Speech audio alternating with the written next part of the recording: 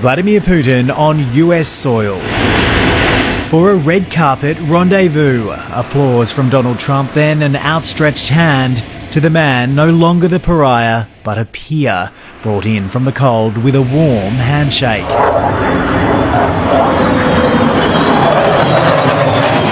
For Vladimir Putin, this alone was a symbolic win. It's been 10 years since he last set foot in America and 3.5 years since Russia invaded Ukraine, starting the bloodiest war in Europe since World War II. Then, from the back seat of the beast, a smile in an extraordinary move, the presidential limousine chauffeuring the leader of the free world and the man who invaded a democracy. For 3 hours, Putin, Trump and their top advisors were locked in talks. Outside, in the town of Anchorage, a giant Ukrainian flag was unfurled by protesters.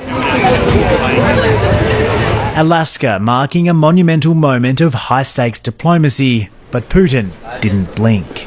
We haven't quite got there. Despite the niceties and the backdrop, the two leaders failed to declare an agreement. Neither leader uttered the words peace or ceasefire.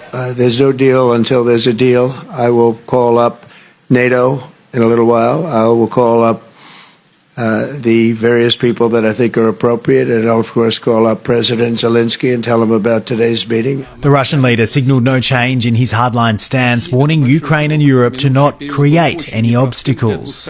As I've said, the situation in Ukraine has to do with fundamental threats to our security. No questions were taken, perhaps an indication Putin was calling the shots. The 12 minutes of statements leaving much unanswered. Before the meeting, President Zelensky had hoped for a strong position from the US. Today's ceremonious summit in stark contrast to the Ukrainian leaders' meeting with the US President at the White House in March. Have you said thank you once? This entire meeting? Donald Trump had said he'd come out alone if he wasn't happy with these negotiations, yet here he is, smiling, standing side by side with Vladimir Putin, a man wanted internationally for war crimes. They're going to set up a meeting now between President Zelensky and President Putin.